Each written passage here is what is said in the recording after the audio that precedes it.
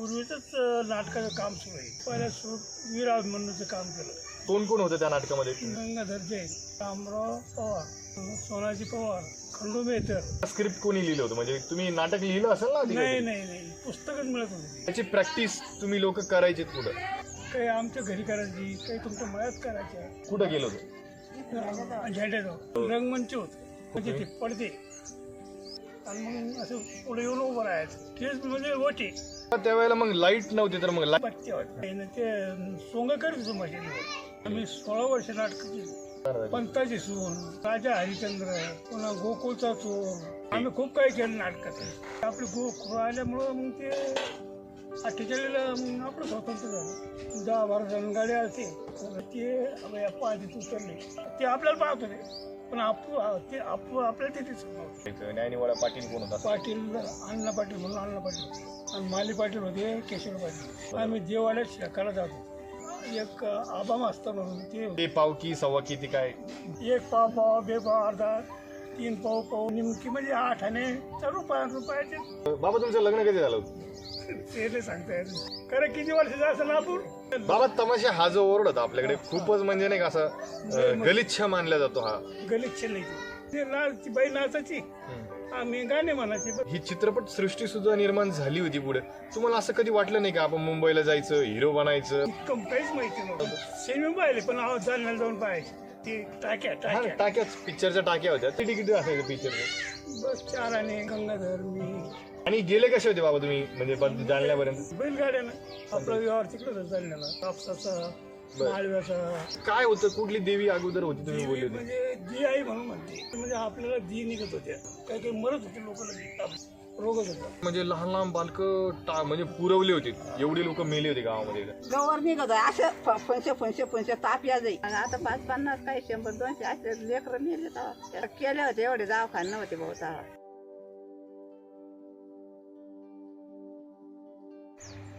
नाटक म्हणजे काय असं जर तुम्ही गुगलला टाकलं ना तर त्याच्यावरती संपूर्ण माहिती येते. नाटकाचे किती प्रकार असतात, नाटकाचा उगम कुठून झाला, नाटक कशा पद्धतीने पुढे पुढे चालत आलं, किंवा मानवाची उत्क्रांती कधी झाली किंवा मानवाची निर्मिती कधी झाली, ह्या सगळ्या गोष्टीपासून तुम्हाला नाटकाचा इतिहास सगळा बघायला मिळेल. पण तसंच जसं जसं पुढं पुढं सगळं नाटकाचा इतिहास चालत आला, मानवाची गती किंवा बदल घडत गेला मानवामध्ये, आणि त्या बदलानुसार जुन्या पारंपरिक गोष्टींमध्येही खूप बदल होत गेला. पारंपरिक मग करमणुकीसाठी बरेच वेगवेगळ्या पद्धतीनं नाटकं केले जायचे, किंवा वेगवेगळ्या प्रथा, पारंपरिक खेळ केले जायचे. बऱ्याच पारंपरिक गोष्टी भरपूर केल्यात.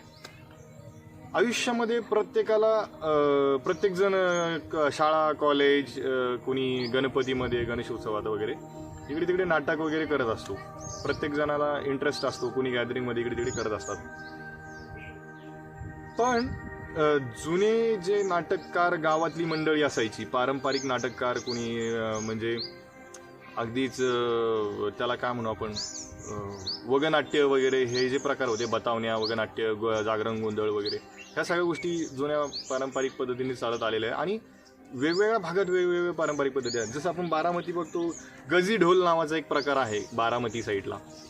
त्या काही पश्चिम महाराष्ट्रातल्या काही भागामध्ये आहे. गजी ढोल आमच्याकडे खेळत नाहीत, पण गजी ढोलच्या व्यतिरिक्त सोंग वगैरे इकडेही निघतात. तर सोंग वगैरे बऱ्याच ठिकाणी निघत नाहीत. असेही काही बरेच प्रकार आहेत.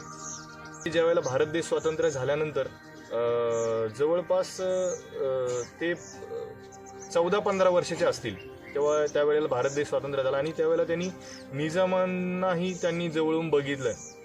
या सगळ्यांबद्दल आपण त्यांच्याशी आज गप्पा मारतोय, त्यांच्याशी आपण प्रश्न विचारतोय. नमस्कार, मी प्रदीप पवार. प्रवासातील माणसं भाग 3 मध्ये आपलं सगळ्यांचं स्वागत करतो. माझ्यासोबत आहेत रखम बाबा पवार, यांच्याशी आज आपण गप्पा मारणार आहोत. बाबा, मला पहिल्यांदा सांगा, तुमचा जन्मतारीख वगैरे तुम्हाला काही अशी आठवते का, किंवा तुमचा जन्म कधी झाला होता? मोठे नाही बोला, आपला माईक जो आहे तो जरा थोडासा, माईक नाही आपल्याकडे त्यामुळे आवाज कमी जातो.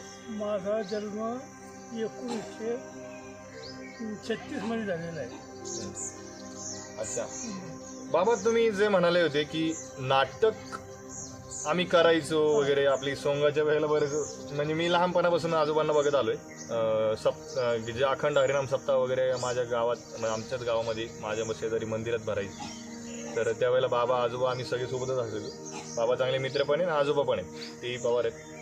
आणि बाबा मला एक सांगा, तुम्ही जे नाटक करायचे नाटक करण्याची ही नेमकं मूळ गोष्ट सुरू झाली कुठून तुम्हाला असं वाटलं की मी नाटकात काम केलं पाहिजे किंवा आम्ही 2-4 मित्रांनी नाटक केलं पाहिजेत, आपल्या गावातही नाटक झालं पाहिजे असं तुम्हाला कधीपासून वाटायला लागलं?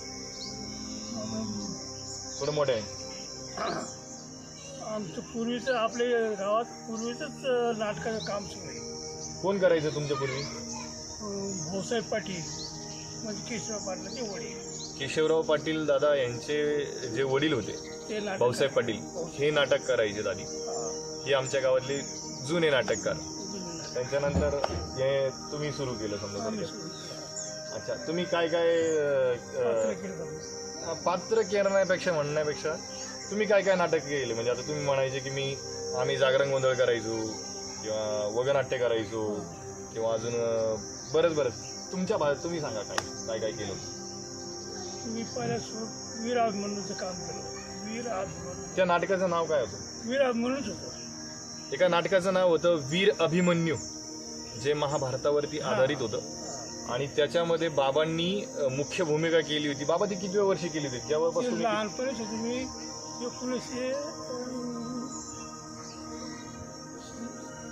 1920-25 वर्षाचा असं म्हणजे तुम्ही म्हणजे 36 नंतर बाबा असतील 20 वर्षाचे, वयाच्या 20व्या वर्षी त्यांनी वीर अभिमन्यू नावाची एक महत्वाची भूमिका केली होती एका नाटकात. तर बाबा ते नाटक कोण होतं त्या नाटकामध्ये तुमच्यासोबत? मला सांगता येतं. गंगाधर होता, म्हणजे रामराव होता. त्यांचे पूर्ण नाव सांगा. गंगाधर कोण? गंगाधर जैन. गंगाधर जैन. अजून?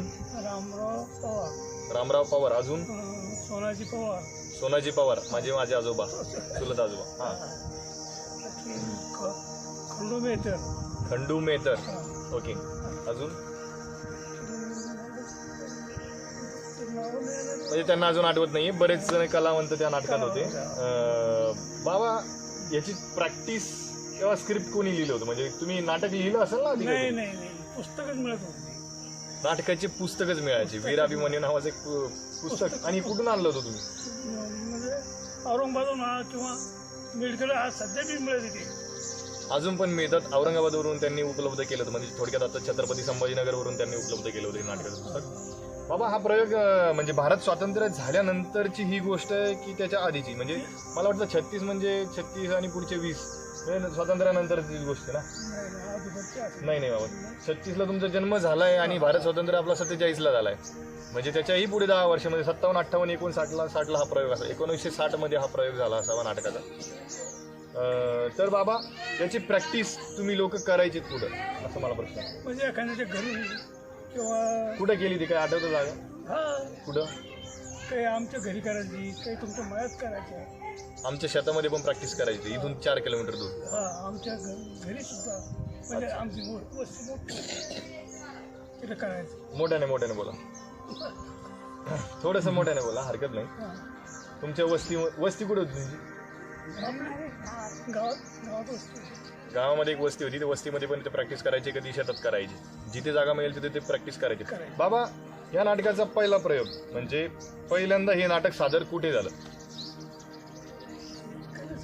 तरी अंदाजे कुठे झालं होतं? कुठे केलं तुम्ही ते नाटक? गावातच केले. कुठं केलं होतं? झेंड्याजवळ. गावातले लोक सगळे जमा केले होते का? नाही, येत होते. लोक येत होते. बरं, असं काय म्हणजे काही सण उत्सवानिमित्त तुम्ही केलं होतं की एखाद्या कुठल्या सणानिमित्त? म्हणजे उरूस भरत होता आपल्या गावाला उरूस भरत होता. कुठला? जानिमिया बाबाचा उरूस भरत. अच्छा, त्यानिमित्तानं पाहुणे लोक येत होते. बरं. हा, त्या पाहुणे लोक म्हणजे खूपच मोठा दरवर्षी. बर. बाबा मला सांगा, त्यावेळेला एवढे फारसे लाईट्स नव्हते किंवा माईक नव्हता. मग बरं, खाली आता जसं स्टेज वगैरे आपण रंगमंच तयार करतो तसं रंगमंच नव्हतं. रंगमंच होतं का? करीत होतो आम्ही. कसं करत म्हणजे होतो? ते पडदे म्हणजे आम्ही कसं कसं करायचे? अशा आतमध्ये समजा पडद्याच्या आतमध्ये आम्ही पार्ट सोडायचं. पडद्याच्या आतमध्ये ते सगळं सजावट वगैरे करायचं, रंगभूषा वेशभूषा वगैरे ते सगळे करायचे. हा आणि मग असं पुढे येऊन उभं राहायचं. हा, पण म्हणजे खाली स्टेज कुठलं होतं, असं काय होतं? तेच म्हणजे ओटी आता ओटे होते का? ओटी ओट्या कोणाचा होता? जैनचा नेहमी नेहमी शेटचे जे वाटा होता ना त्या वाट्यावर किंवा म्हणजे आता जिथं तो झेंडा आहे आपला गांधी चौकातला, त्या झेंड्यापर्यंत एक ओटा होता का? ते वरला एक वाटा होता ना, अच्छा. त्याच्या दुकानापुढे एक वाटा होता ना, तो आता मोडला. त्या वाट्यावर करायचं किंवा इकडून खाल्ला करून वाहनाचे दुकान आहे ना, दुकान ते माडी बांधलेली आहे ना त्या वाट्यावर. बरं. तिथे स्टेज करायचं, हा. त्याच्यावर लोक खाली मोठ्या गल्लीत बसायचं. बरं बरं बरं. मित्रांनो, लाड सांगितलं सगळ्या मित्रांना विनंती करतो की आपलं म्हणजे सांगतोय, विनंती नाही करत, सांगतोय आपला जो गांधी चौक आहे, गांधी चौकातला जो झेंडा आहे आत्ता लावलेला, तर तिथं मेडिकल पण आहे, जनसेवा मेडिकल महेशचं. तर त्या मेडिकलच्या समोर तिथं खूप मोठा ओटा होता आधी, आता तो ओटा मोडलाय. नेमिनाथांना जैन आपले जे आपल्या गावातले आहेत, तर त्यांची त्या बिल्डिंग समोर तर त्यांचा तो ओटा होता आणि तिथे सगळं ते नाटक वगैरे ते सादर करायचे, म्हणजे रंगमंच त्यालाच ते बोलायचे, नाही का बाबा? त्यावेळेला मग लाईट नव्हती, तर मग लाईटाचा कसा सोर्स होता? संध्याकाळी तुम्ही नाटक करायचे तर दिवसा करायचे? बत्त्या. बत्त्या कुठल्या? त्या रॉकेलवर चालतात? अच्छा, रॉकेलवर चालायच्या त्या, अशा त्या बत्त्या असायच्या, त्या बत्त्यांवरती ते नाटक करायचे. मशाली वगैरे काही लावायचे? मशालीवरती नाटक करायची कधी वेळ आली बाबा? नाही ना, ते सोंग करायचं मशालीवर. अच्छा अच्छा अच्छा. हा हा. पण हे सोंग हा जो आपला लाडूबाईची सोंग रात्री करायची. ते रात्रीचे निघायचे का सकाळी निघायचे? रात्री म्हणजे सर्वात सोंग करायचे, सकाळी ते सोंग निघायचे. म्हणजे रात्री तुम्ही सोंग पण करायचे? हा. अच्छा, काय काय कसं करायचे ते नेमकं? आता करत नाहीत म्हणून मी सांगतो ना, मला स्वतः रावणाचं सोंग होतं. बरं. आणि ते राम याला मारुतीचं सोंग होतं रामावर. बरं. तुझ्या आजोबाला दसऱ्याचं काम होतं. माझ्या आजोबाला दसऱ्यातच काम होतं. आणि पुन्हा मग ते सीता काही आणखी सारे पाठच घ्या, म्हणजे रामायणाचं पूर्ण तुम्ही पूर्ण रामायण पूर्ण उभा करायचं आहे? रामायण पूर्ण उभा करायचं. बरं. इंद्रजित, लक्ष्मण, हनुमंत पूर्ण भागलं की. म्हणजे भरपूर नाटककार आपल्या गावात होऊन गेलेत असं मला भरपूर अगदी. ज्या वेळेला 2013 मध्ये मी या क्षेत्रात पदार्पण केलं, म्हणजे आलो, पदार्पण नाही केलं, मी या क्षेत्रात सुरुवात केली काम करायला, शिकायला सुरुवात केली, तर त्यावेळेला मला असं वाटलं होतं की मीच एकटा आतापर्यंत पहिल्यांदा कुणीतरी फिल्म इंडस्ट्रीमध्ये जातोय किंवा नाटकाकडे वळतोय असं मलाच पहिल्यांदा वाटायचं. पण ज्या वेळेला मला ही सगळी मंडळी ही लहानपणापासून सोबत होतीच, पण ज्या वेळेला ह्यांना कळलं की मी प्रॉपर नाटक शिकायला कुठेतरी गेलोय SB मध्ये संभाजीनगरला, तर त्यावेळेला मला ह्यांनी सांगितलं की अरे आम्ही पण नाटक करायचो. मग मला हळूहळू कळत गेलं की आपल्या गावात बरेच नाटककार आधी होऊन गेलेले. सो ही फार इंटरेस्टिंग गोष्टी होती माझ्यासाठी. बाबा, चांगली गोष्ट. अजून तुम्ही कुठल्या कुठल्या नाटकात भूमिका केल्यात बाबा? किती नाटक तुम्ही करत गेले आणि किती वर्ष तुम्ही नाटकं केले? किती नाटक? आम्ही 16 वर्ष नाटक केली. 16 वर्ष? एकच नाटक 16 वर्ष केलं? नाही, आलं का वेगवेगळे वेगळे कुठले कुठले नावं सांगा जरा. पंताची सून, पुन्हा राजा हरिश्चंद्र पण केलं होतं. वा. पुन्हा गोकुळचा चोर. हा. पुन्हा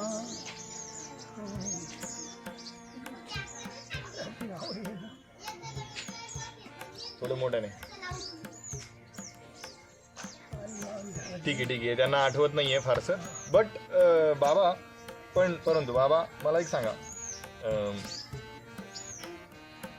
तुम्ही ही नाटक कला पुढे तुमच्या वारसामध्ये म्हणजे तुमच्या मुलांना वगैरे करण्याचा प्रयत्न करू दिला का? की त्यांना असं बाजूला ठेवलं वगैरे असं काही झालंय? म्हणजे अच्छा, मुलांनीच केला नाही, म्हणजे वारसातले जे कोणी असतील त्यांनी केलं. बाकी इतरही बाबा कोणी पुढे त्याच्याही पुढे मला, कारण मी ह्या समजत होतो की इकडे कुणी नाटककार नाहीच आहे, आतापर्यंत कुणी आलेलंच नाहीये. पण मुळात जुनी जे आजोबा पंजोबा जी लोक होती ते करत होते, म्हणजे जे माझे वडील असतील त्यांच्या पिढीतली लोक कुणीही नाटकात नाहीये या गावातून. आणि कदाचित जर राहिला असतं तर बीड जिल्ह्यासारखा कलावंताचा जिल्हा हा मला वाटतं छत्रपती संभाजीनगर जिल्हा त्यावेळेला झाला असता, नाही का बरं बाबा? म्हणजे बऱ्याच ठिकाणी पश्चिम महाराष्ट्रातही भरपूर कलावंत आहेत, इथे आहेत, संभाजीनगरमध्येही भरपूर कलावंत आहेत, पण गाव खेड्यातून अजून कलावंत तयार झाली असती आणि ती पोचली असते. आणि जे हे स्वतः कालीवंत काम करते. कचरू शेठ जैन आमच्याकडे खूप फेमस व्यक्तिमत्व होतं. ते कुठलं पात्र करायचे? कालीवन, कालिदास, कालीवन म्हणजे ते कृष्णाच्या याच्यातलं. अच्छा अच्छा, बरं, ओके ओके. सगळे चांगले चांगले लोक सुद्धा चांगले लोक नाटक करायचे पूर्वी, पण ते टिकायला पाहिजे होतं पुढच्या पिढीत जास्तीत जास्त राजकारण जास्त घुसलं गेलं. सारे मोबाईल मध्ये गेले, सारे कोणीच नाही राहिले. बरं, मोबाईल तर आता आलेत बाबा. बाबा आता ठीक आहे, छान बोलले तुम्ही नाटकाबद्दल, पण सांगितलं तुम्ही जे काही केलंय. अजून काही तुम्हाला सांगावं असं वाटतंय नाटकाबद्दल? पुष्कळ सांगा तुम्हाला. ठीक आहे. आम्ही खूप काही केलं नाटकात. बाबा आता जाऊया आपण बाबाच्या पुढच्या भागाकडे.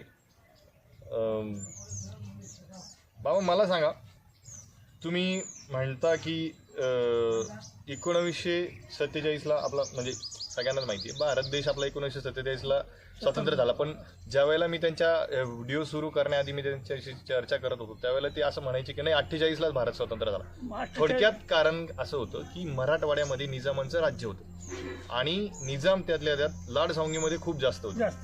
आणि थोडक्यात इथं तहसील होतं, त्यांचा तालुकाच हा होता, तालुका होता. आणि छत्रपती संभाजीनगर पासून क्वचित फक्त 38 किलोमीटरवरती हे गाव आहे आणि खूप मोठं गाव आहे. आत्ताही गावाची लोकसंख्या भरपूर आहे. परत एकदा ह्या व्लॉगच्या माध्यमातून मी सांगतो, भाग 2च्या माध्यमातून तुम्ही ते बघितलेलंच आहे. 18 सीटाची ग्रामपंचायत आहे, 25,000 लोकसंख्या आहे जवळपास, आणि वोटिंग सुद्धा भरपूर आहे. बाबा मला सांगा, ज्या वेळेला भारत देश स्वातंत्र्य झाला, तुम्ही म्हणताय की 48ला झाला, कारण की ह्या लोकांना सुटकाच नव्हती कशातून. खूप अन्याय अत्याचार निजामांनी केला होता, त्या राजाकारांनी केला होता. तर बाबा मला सांगा,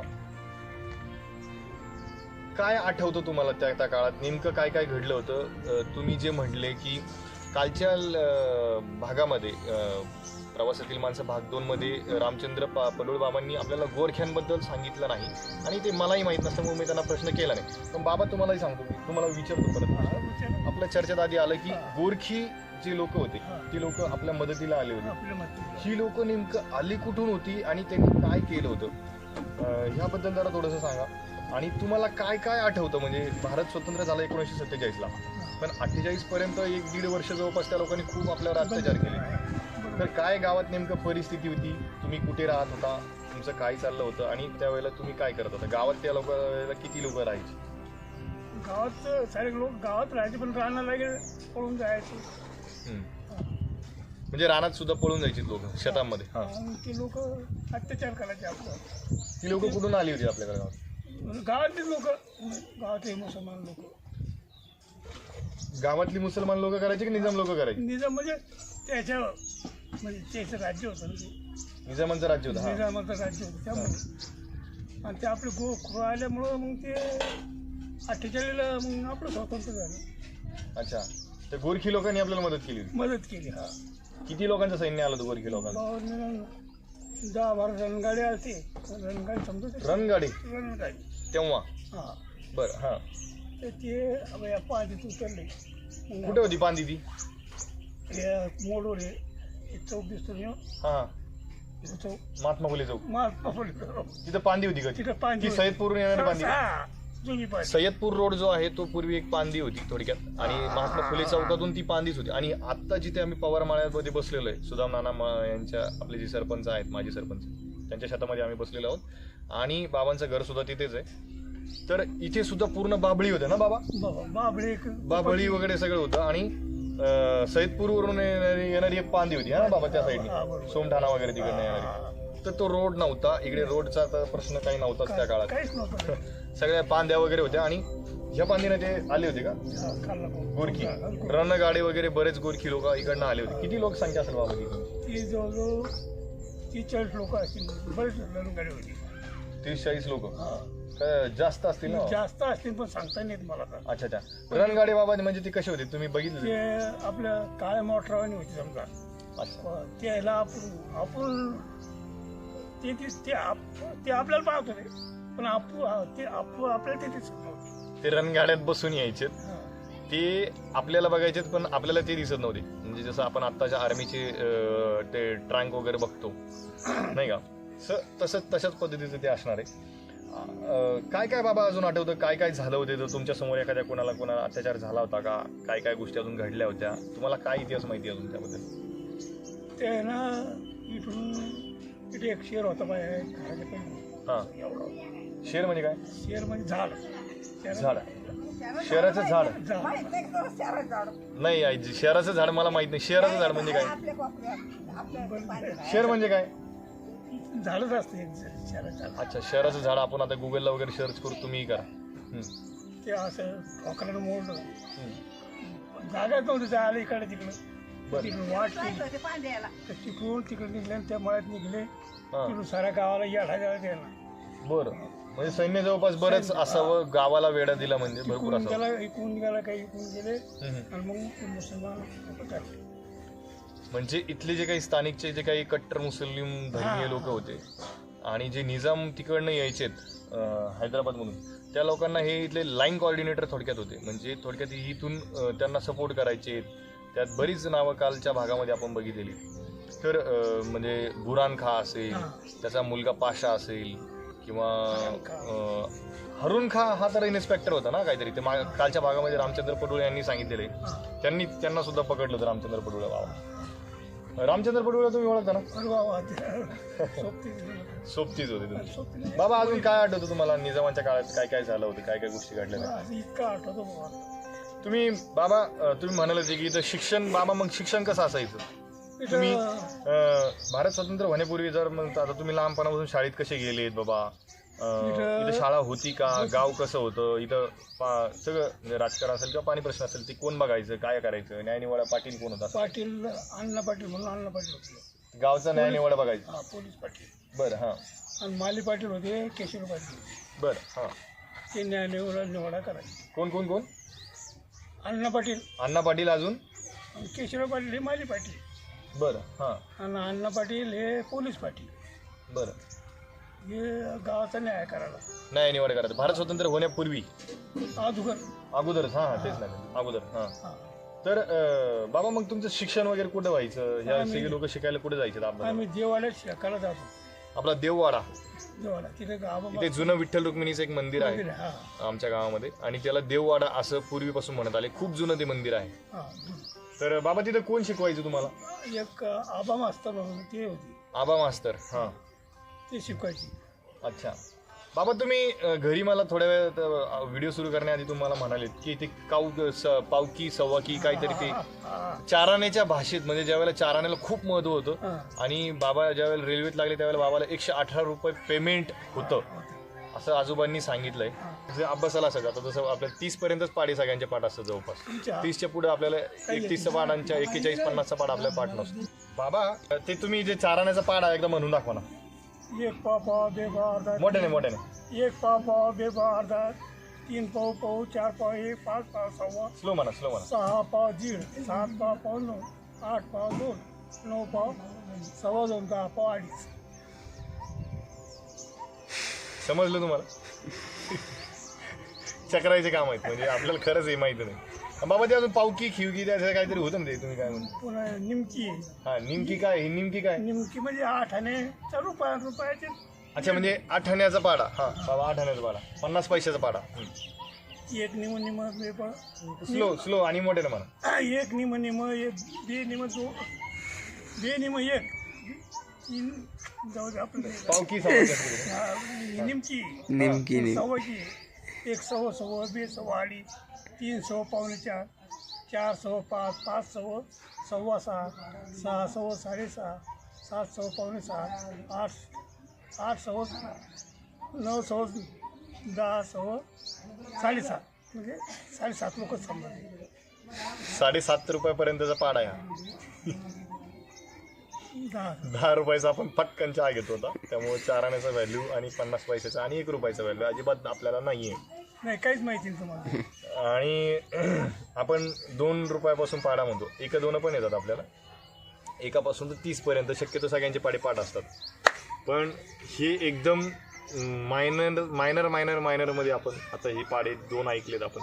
बाबा अजून काय काय तुम्हाला अभ्यासक्रमातलं काय काय आता काय कळलं? म्हणता नाही येत मग. बाबा बरं शिक्षणामध्ये तुम्ही काय काय शिकायचे म्हणजे पाडे शिकायचे तुमचा जे पहिली दुसरी अभ्यासक्रम कसा असायचा बाबा हे पाठ्यपुस्तक कशा असायची म्हणजे नुसतं पाटील पुस्तकं असते. पुस्तकं कुठली होती सरकारी मिळत होते आम्हाला, दुकानात मिळत होते. दुकानात सरकारी दुकान दुकानात म्हणजे विकत घ्यावं लागत होते. विकत घ्यावं लागत होती काही पुस्तकं मिळायची हा अच्छा मग ते बाबा त्याच्या व्यतिरिक्त अजून काय शिक्षण तुम्हाला द्यायचे तिथे ते आबा मास्तर बस हेच पुस्तक. बाकी इतर अजून काही द्यायचे नाहीत पूर्वी कारण क्लासेस मध्ये असं असायचे की श्लोक वगैरे पण शिकवले जायचे. श्लोक हा वा भजन श्लोक भजन पण असायचे हा पुन्हा बरंच असं बरं. महाभारतातले श्लोक वगैरे जे हा, काय हा, असतात ते हा. सगळे असायचे नाही का भगवद्गीतेतले श्लोक अजून काय काय असायचं काय काय आठवतं तुम्हाला अजून तिथून? काय सांगू बाबा तुमचं लग्न कधी झालं होतं? ते नाही सांगता येत. लहानपणी लग्न कधी झालं तर बाबा सांगता नाही येत. लहानपणीच लग्न झालं. किती वर्षाचे असेल बाबा तुम्ही तेव्हा मी असं बाबा खरं किती वर्षाचं असेल आपण आजी बाहेर या सांग आजी बरं. आजी इकडे पटापट घेऊन चला लवकर काय लाज आहे, लाज आजी येत आहेत हा? हा आजी म्हणते मला काय समजतं आजी बाहेर या बाहेर या नाही सांगण्यात यायला काय. आजी भाकरी थापायला लागल्यात कारण सायंकाळची वेळ होता की 5, 5:30, 6, 5:45 होतात तरी आजी लग्न कधी झालं होतं तुमचं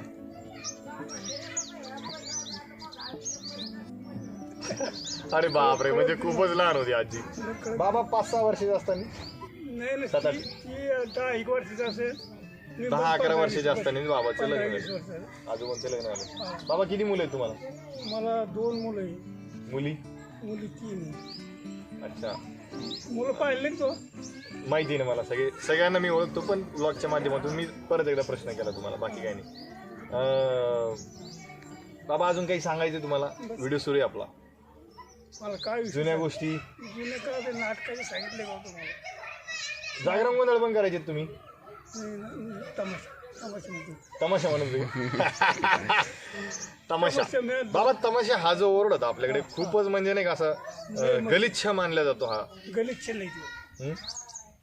मग तुमच्या संप्रदायाला बी नाही ऐकायचं नाही. बरे बाबा हा. आतून किंमत तमाशा या शब्दाची सुद्धा हा. आता त्याला गलिच्छ मानला जातो बरीच लोक त्याला म्हणते ते गलिच्छ पण गलिच्छ नाही. हा मांडतात पण बाबाच्या मनातली जी गोष्ट आहे की नाही वारकरी संप्रदायापेक्षाही खूप सुंदर त्याला मानलं जाऊ शकतं आणि खूप स्वच्छ आणि खूप चांगलं आहे तमाशा हा शब्द सुद्धा आज जे लोकांना वाईट वाटत असतो हा वाईट वाटतो पण वाईट नव्हता. वाईट नव्हता हा. मग काय करायचे बाबा तुमच्या म्हणजे ती बाई नाचायची आम्ही गाणे म्हणायची बस बाकी काय. अच्छा अच्छा हा. बाईला कुठून बोलवायचे बाबा का गावातूनच कोणी तयार नाही आहे नाही नाही. ते खेडेपाड्यात कुठं ते स्थानिक दाखवते ते. अच्छा अच्छा बरं ओके तर पूर्वीही बायकांना बाहेरून बोलवलं जायचं बाहेरून तमाशे इथे यायचे आणि बाबांचे त्यांना गावातले म्हणून त्यांना मदत करायची किंवा गाणे वगैरे म्हणायला त्यांना सपोर्ट करायचे असंच ना बाबा हा. बाबा अजून काय प्रकार तुम्ही नाटकात करायची वगैरे असं काही आहे तुम्हाला ते सांगितलं मग पण बाबा मला सांगा मग त्यावेळेला ही चित्रपट सृष्टी सुद्धा निर्माण झाली होती पुढे तुम्हाला असं कधी वाटलं नाही का आपण मुंबईला जायचं हिरो बनायचं मग आपण पण इतकं नव्हतं ना त्यावेळेस काय माहितीच नव्हतं का इतकं काहीच माहिती नव्हतं. मग टीव्ही वगैरे कुठे होता गावात काहीच बाबा नव्हतं. गावात टीव्ही पण नव्हता टीव्ही बी नव्हता काहीच नव्हतं. कुणाच्याच घरात नव्हता नाही किंवा काहीतरी असं मग तुम्ही चित्र कशावर बघायचे बाबा आयुष्यात पहिला सिनेमा पाहिलेला एखादा काय आठवतं सिनेमा पाहिले पण जालन्याला जाऊन पाहायचे. जालन्याला जाऊन थिएटरमध्ये बाबा थिएटर नाही ते टाक्या हा टाक्या टाक्याच पिक्चरच्या टाक्या होत्या त्याला आपण आत्ताच्या भाषेत थिएटर बोलतो त्याला इंग्लिशमध्ये बाबा किती तिकीट असायचं पिक्चरचं बस 4 आणि रुपया 2 रुपये. 4 आणि रुपये 2 रुपये बाबा पहिला पिक्चर कोणता बघितला होता ते नाही सांगता यायचं पण मला पिक्चर पाहिले किती पिक्चर बघितले तुम्ही बरेच पाहिलं मी पण पुढे थांब ना हा? पाहिलं पण मला त्याचं नाव नाही सांगता येणार. एक पण नाही पहिला पिक्चर कधी बघितला होता कोण गेलं सोबत पिक्चर बघायला गंगाधर मी गंगाधर तुम्ही अजून पुरं गेले होते सोनाजी बाबा वगैरे सगळेच गेले होते अजून आणि गेले कसे होते बाबा तुम्ही म्हणजे जालन्यापर्यंत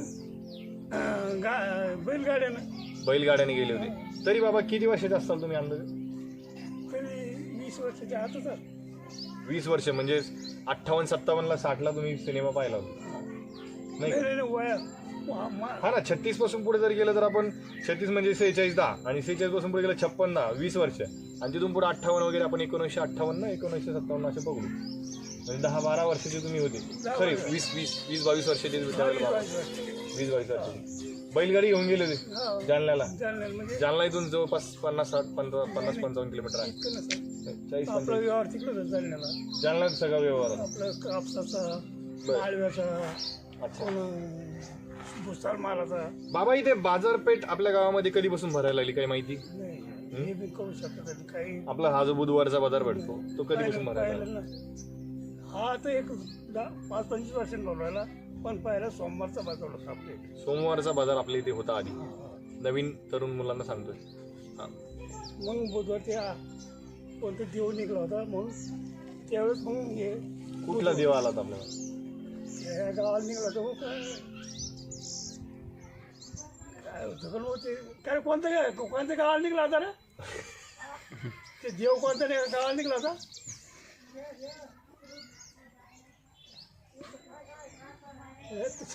बरं ठीक आहे dash dash dash dash dash आपण ह्या गोष्टी थांबूया बाबा तुम्ही काल म्हणाले होते ते सांडू कुंभार आणि काळू कुंभार हे जे मुस्लिम होते ते जातीने मुस्लिम होते पण ते मडक्याचा आणि त्याचा व्यवसाय करायचे म्हणून त्यांचं नाव कुंभार ठेवलं होतं हे रजाकारांना सुद्धा खूप मदत करायचे इथून गावामधून स्थानिक ते कॉर्डिनेटरच होते निजामांचे तर बाबा ते रामचंद्र बाबा त्यांच्याकडे कामाला पण होते ढोरं चारायला पण ते गावात पण राहायचे गावातल्या लोकांना ते सांभाळायचे पण आणि त्यांना कॉर्डिनेट पण करायचे त्या लोकांना म्हणजे कॉर्डिनेट करणं म्हणजे त्यांना सहाय्यक मदत करायची ते लोक बाबा मला सांगा ते जे मंदिर होतं कानिफनाथाचं तिथं काय होतं कुठली देवी अगोदर होती तुम्ही बोलले होते म्हणजे दी आई म्हणून म्हणते दी आई दी आई म्हणजे दिवी निघत होते आपल्याला दी आई असा तो शब्द होता कालचा जो रामबाबा ते रामचंद्र बाबांनी आम्हाला मागच्या दुसऱ्या भागामध्ये तुम्ही तिथं बघितलंय त्यांनी सांगितलंय की ती हे होतं आपलं देवी ते सरळ देवी बोलले देवीचं मंदिर होतं पण आता कुठल्या देवीचं होतं हे मला माहित नव्हतं म्हणून तो प्रश्न मी परत बाबांना केला बाबा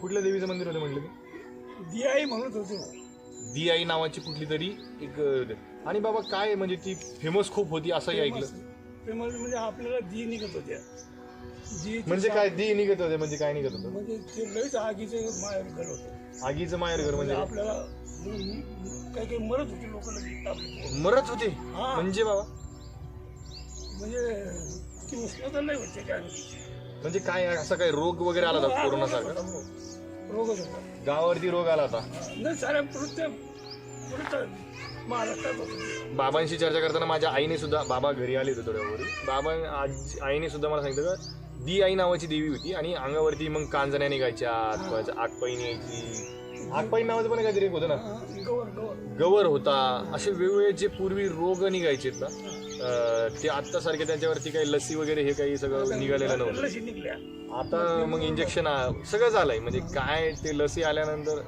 सगळं झालंय लस आली तर सगळे तंत्रज्ञान वाढत गेलं मग रोगांवरती आपण वेगवेगळे उपचार घ्यायला लागलो पण कोरोनावरती जसं आता की आपण सिरम इन्स्टिट्यूटने आपल्याला लस दिली पण आता ती धोक्याची निघाली असं ऐकायला मिळालं तो टॉपिक वेगळा आपल्याला विषय होता का आपला देवी बाबा त्यावेळेला मग नव्हतं तर मग जी गावात कुठेतरी एक देवी असायची मग सगळे लोक त्या देवीच्या पाय पडायचे हा ना बाबा असं होतं ना मग कानिफनाथ नव्हतं की तिथं नाही कानिफनाथ अगोदर तिथं नव्हते त्यांचं प्राणप्रतिष्ठा नंतर झाली तिथे आणि बाबा तर ती दी आई असं ते नाव होतं तुम्हाला आठवत नाही का मग ती देवी कुठून आली काय आठवतं पण चांगलं आठवतं बरं चांगलं तो वाडा कोणाचा होता बाबा त्यांचंच होतं कुंभाराचं होतं कुंभाराचा पलीकडून होता ती मूळ जागा ती देवीचीच ते काय नाही आपल्याची जागा धनगर समाज जाता कोणचीच नाही धनगर समाजाचीच नाही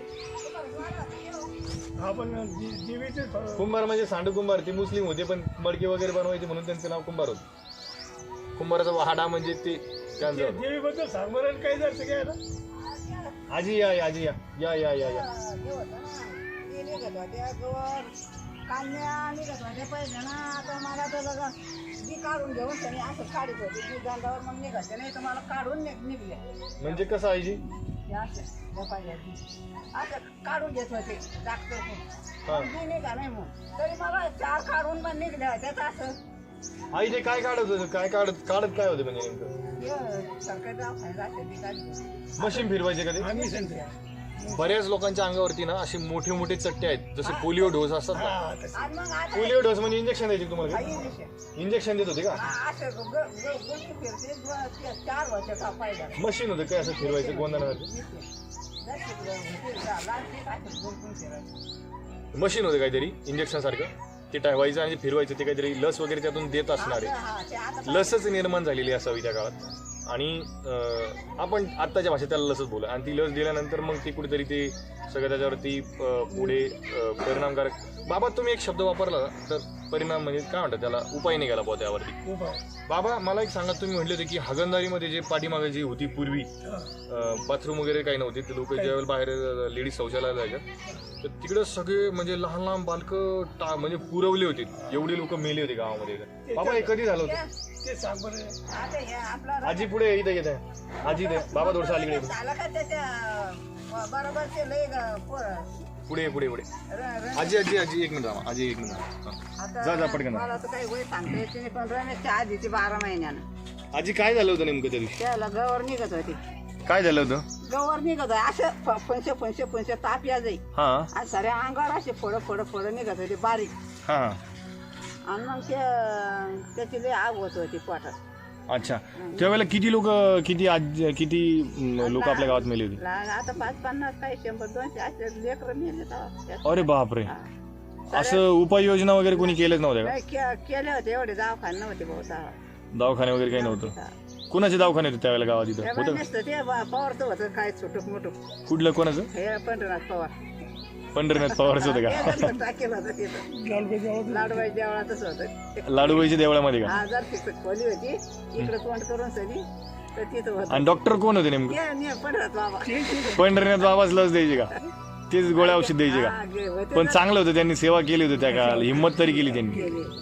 चांगली गोष्ट होती. म्हणजे बाबा, आणि कधी झालं होतं आजी, तुम्ही किती वर्षाचे असताना तेव्हा आता बाबा अंदाजे? ते पोराचं का हा, ही घटना कधी घडली होती? ही घटना का आपलं बापाच्या आधीचे 2 वर्षाचं असतं नाही. तुम्ही 2 वर्षाचे असताना नाही ना, तो बापाची वय आहे ना त्याच्या आधीचे 2 वर्षाचं झाली घटना म्हणजे पोराची. 65 ते 66च्या काळात, हा. 1965 ते 1966. हा. अच्छा. या दरम्यान ही गोष्ट घडली होती. एवढा पाहिला ना, एवढं कोण ध्यान ठेवत होतं म्हणा. हा हा, ते पण आहे. हा. पण मग हे सावट कसं गेलं नेमकं हे हळूहळू? हळूहळू जातं ते देवाचंच राहतं ते. देवाचंच राहतं का? ते काढण्याच्या 7 रोज त्याचं ताप येते 2-3 रोज, मग निघत्या. तेवढा नाही 3 रोज ताप येते, मग 3 रोज निघते, मग थोड्या कांजणे येत होते का? थोडं येते. हा. गौराचे बारीक राहते हा. आणि याचे दीचे असे तुरी आहे का आपल्या तुरी हा. तशी धामुकी येते साऱ्या अंगावर. बरं बरं बरं. दीचे आणि मग ते लय तलखी पडायचे, मग आगच होती त्या. अच्छा अच्छा अच्छा. बरं बरं बरं. मग काय 12-13 रोज काही सुधरत नाही. मग या देवीची मानमानतं करीत होते. पहिल्या बाया झाडीच होत्या, ते मोठ्या पाठ्यावर हेल घालीत होत्या. तिथे मानमानतावर मग ते 7 रोज हेल कसे घालायचे आजी? डोक्यावर पाणी न्यायचं, त्याच्यावर लिंबाचा दगड ठेवायचा आणि वाट झाडीत जायचं त्या देवी. म्हणजे घरापासून वाट झाडत देवीपर्यंत जायचं? मग ते देवीची मानमानतं करीत होते. मग त्या देवीचं यानं होत होते बरे. अच्छा. भरोश्यावर देवाचं म्हणजे अंदाज होता असं धरून चालतं त्या भाषेत. नाही आमच्या भाषेत वगैरे असं काही नाही. इकडे काय म्हणत करतो म्हणजे पूर्वी आपण बघत आलोय की तंत्रज्ञान फारसं काही नव्हतं, सायन्स आत्ता आपण बोलतो, पण पूर्वी ना जसं की गर्भवती बाईला एक डॉक्टर म्हणतो की 2 किलोमीटर तू चालत जा, आणि एक बाबा म्हणतो की तो 108 तू शिलत चक्रा मार. गोष्ट घडते तीच, पण विश्वास ठेवणं. मी ह्या गोष्टी समर्थन करत नाही, अंधश्रद्धेचे समर्थन करत नाही या उलटच्या माध्यमातून. पण त्यावेळेला लोक ना विश्वास फार ठेवायचे. कधी कधी ती बुद्धी त्या विश्वास फार असायचा का की आतमधून वाटायचं की नाही आपल्याला देव बरं करेल. ही गोष्टच त्यांना खूप मोठं त्यांच्यावरती इंजेक्शन होतं, हीच गोष्ट त्यांच्यावरती खूप मोठं औषध होतं, आणि ती लोक मानसिकरित्या बरे व्हायचे आणि देव पावला असं ते गृहीत धरायचे. आणि अजूनही श्रद्धा अंधश्रद्धा काय ती तुमचा तो प्रश्न असेल. बरीच लोक श्रद्धा ठेवतात, बरीच लोक अंधश्रद्धाही ठेवतात त्याच्या पुढे जाऊन. तर अंधश्रद्धा कोणी ठेवू नका, श्रद्धाच ठेवा देवावरती. देव आहेत नाही आहेत याच्यावरती खूप मोठं चर्चा केली तर आपल्याला 15-20 तास पण पूर्ण नाही. मी काय म्हणतो, दिवससुद्धा पुरणार नाहीत आपल्याला, कितीतरी दिवस पुरणार नाहीत. याच्यावरती एवढे वादविवाद होतील, त्या गोष्टींवरती आपल्याला जायचं नाही. आजी, तुम्ही लग्नाबद्दल सांगितलं नाही, तुमचं लग्न कधी झालं होतं? हां, बोललो आपण त्याविषयी. आजी लाजत होत्या, आजी भाकरी करत होत्या आतमध्ये, त्यामुळे आजी काही पटकन बाहेर आल्याच नाही. बरं बरं बरं बरं. आजी, तुमचं नाव काय म्हटलं? शांताबाई पवार आणि रखमाजी बाबा पवार. तर हे दोघांनी आपल्यासोबत आज खूप गप्पा मारल्यात. मलाही फार भारी वाटलं. आजोबांसोबत मी बराच वेळ आज बसलो आणि हा व्हिडिओ कायम त्यांचा आमच्याकडे हा स्मरणात राहील. अजूनही नवीन नवीन गोष्टी मी प्रवासातील माणसं यामध्ये या व्लॉगमध्ये मी तुमच्याकडे घेऊन येणार आहेत. या प्रवासातील माणसं या माध्यमातून सगळ्यांनी आवडले ह्या माहिती शेअर करा, लाईक करा, सबस्क्राईब करा, प्रतिक्रिया द्या. कॉमेंट्स बॉक्समध्ये तुम्हाला ज्या ज्या प्रतिक्रिया वाटतील त्या नक्की द्या. आणि सगळ्यांना हे शेअर करायला विसरू नका. आणि प्रवासातील माणसांमध्ये अजून तुम्हाला भरपूर लोक तुम्हाला आता भेटायला येणार आहेत. भरपूर विषय, वेगवेगळ्या क्षेत्रातील लोक तुम्हाला भेटायला येणार आहेत. आणि मी चालता चालता हे व्लॉग्स करणार आहेत. आत्ता माझा भाऊ प्रेम पवार सध्या कॅमेरा करतो आहे, तो कॅमेरा घेऊन बसलेला आहे. आणि सो थँक्यू सो मच. सगळ्यांचे आभार मानतो आणि प्रवासातील माणसं या कार्यक्रमामध्ये तुमचं पुन्हा एकदा स्वागत करतो आणि धन्यवाद करतो.